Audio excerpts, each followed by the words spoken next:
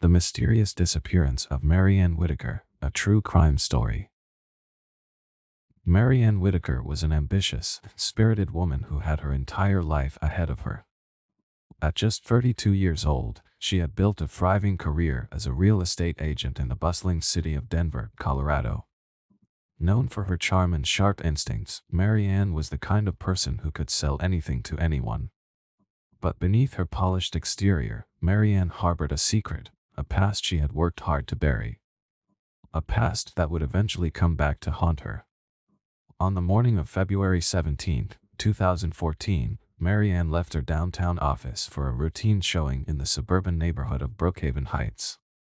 She had scheduled an open house for a luxury property, a sprawling, modern estate on the edge of the city. It was supposed to be a simple, uneventful day.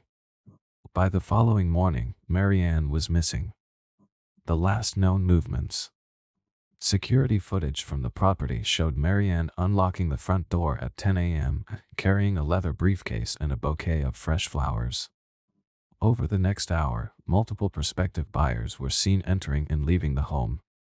By 12:30 p.m., the footage showed Marianne stepping outside to answer a phone call. She appeared to exchange a few words with someone off camera, then walked out of frame. She was never seen again. When Marianne failed to show up for a meeting later that afternoon, her co-workers became concerned. Calls to her phone went unanswered, and her car remained parked in the driveway of the open house property.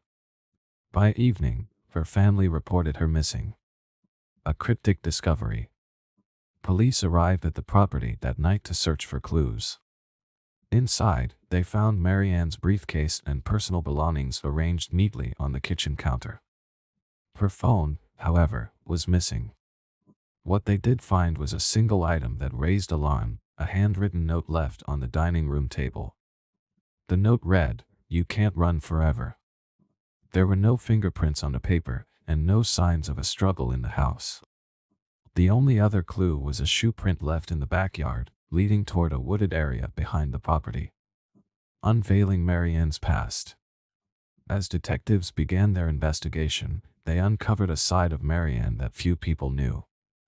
Before moving to Denver, she had lived in a small town in Michigan, where she had been married to a man named David Larkins. The marriage ended abruptly in 2009 when Marianne filed a restraining order against David, citing years of emotional abuse and threats. She changed her last name and moved across the country to start fresh. David Larkins became the prime suspect. He still lived in Michigan but had no alibi for the day Marianne disappeared. When questioned, David seemed unnervingly calm, claiming he hadn't seen Marianne in years and had no interest in her life. But his internet history told a different story.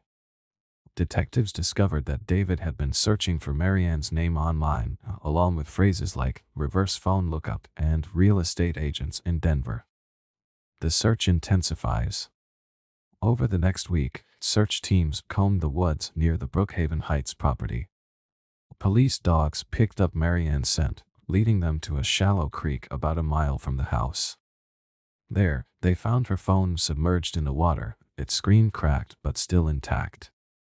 The phone provided chilling evidence, a series of texts sent to an unknown number just hours before her disappearance.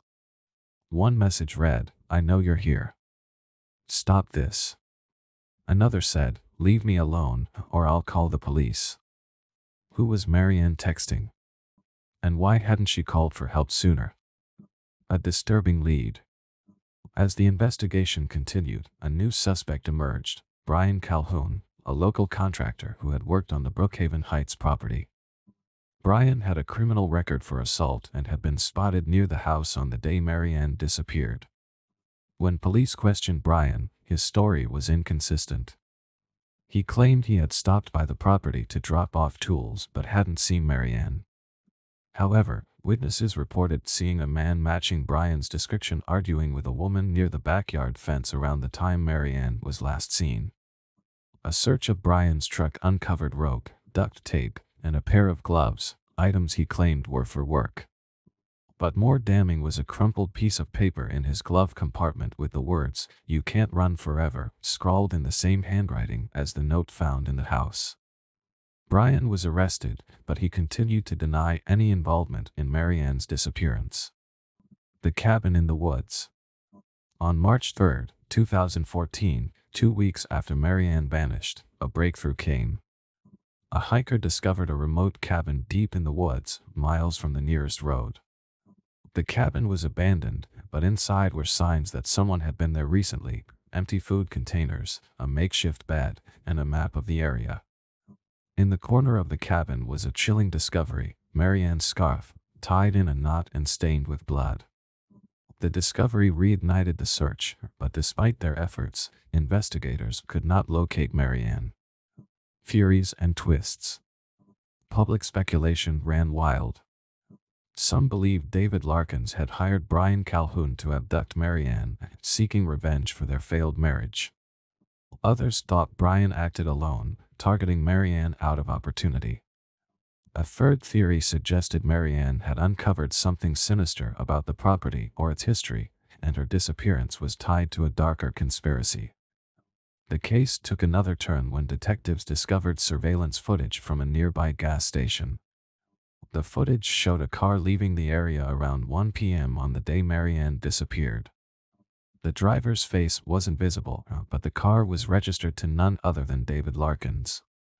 When confronted with the evidence, David maintained his innocence, claiming he had been in Denver for unrelated reasons and had nothing to do with Marianne's disappearance. The unsettling truth. Despite years of investigation, Marianne Whitaker's fate remains unknown. Her case has left a trail of unanswered questions, conflicting evidence, and haunting possibilities. To this day, the cabin in the woods stands as a grim reminder of her last known traces. Some believe Marianne is still out there, held captive by someone who wanted her silenced. Others fear the worst, that her body lies somewhere in the vast wilderness, waiting to be found. Whatever the truth may be, Marianne's story continues to haunt those who knew her, a chilling tale of ambition, secrets, and a past that refused to stay buried. Thank you for watching and listening. Subscribing and liking is much appreciated.